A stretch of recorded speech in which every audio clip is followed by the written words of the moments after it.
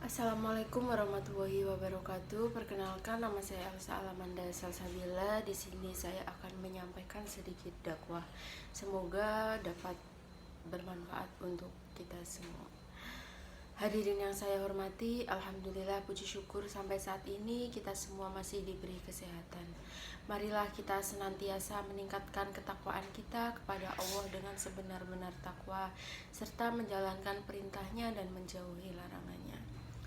Kita sebagai manusia jangan sekali meninggalkan dunia ini kecuali dalam keadaan Islam dan husnul khotimah. Bapak, Ibu, Saudara sekalian, tahun 2020 diawali dengan bencana banjir yang merenggut puluhan korban jiwa manusia.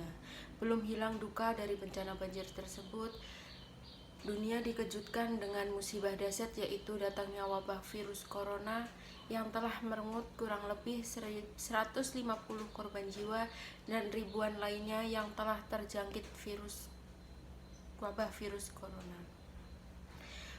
Bahkan Badan Kesehatan Dunia menyatakan bahwa dunia ini dalam keadaan darurat virus.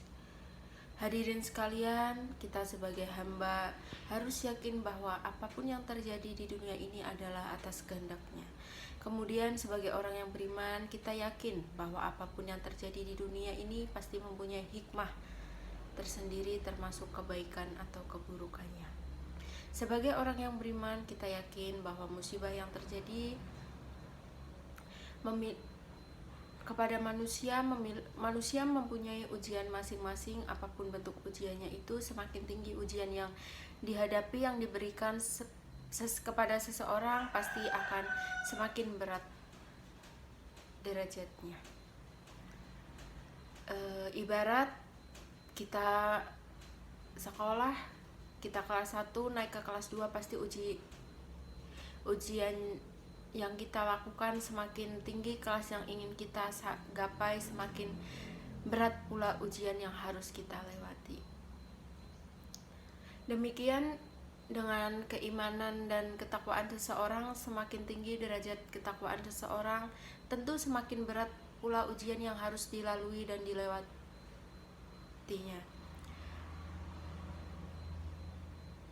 Adapun keburukan dengan bentuk macam-macam, sebagai contoh musibah, bencana, penyakit, atau apapun bentuknya, ketika ujian yang diberikan berupa keburukan, maka tujuannya tak lain adalah untuk mengukur seberapa jauh ketakwaan seseorang hingga timbul dari kesabarannya.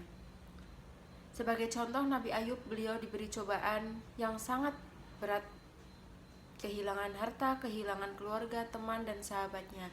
Akan tetapi cobaan yang beliau hadapi tidak menyurutkan sedikit pun rasa percaya diri, rasa terima kasih kepada Allah. Akhirnya dengan kesabaran dan rasa syukur tersebut, Nabi Ayub dikembalikan seperti sedia kala.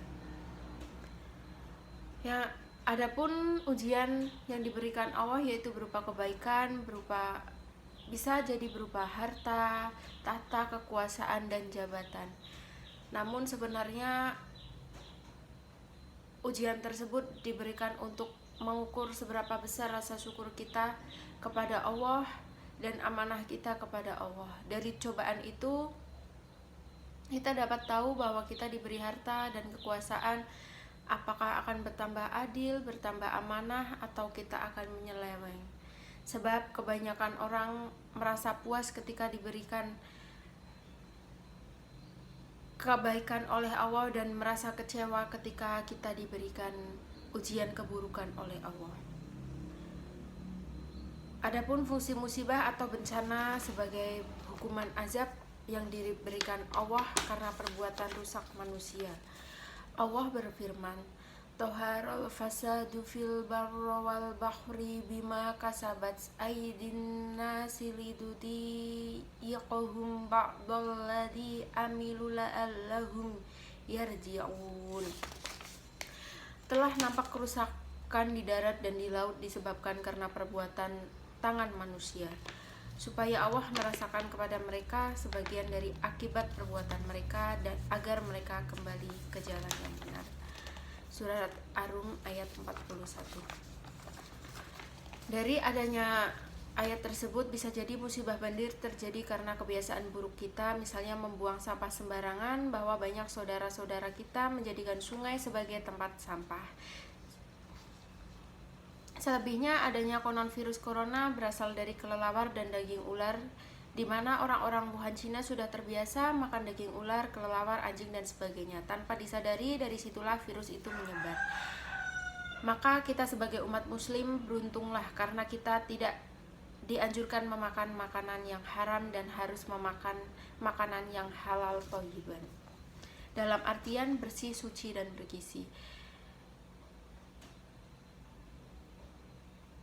Semoga umat Islam, khususnya bangsa Indonesia, diselamatkan dari bencana ini dan menjadi naidatun thayyiban. Amin. Demikian yang dapat saya sampaikan. Mohon maaf apabila ada kesalahan kata atau ucapan saya yang kurang berkenan. Wabillahi taufik. Wassalamualaikum warahmatullahi wabarakatuh.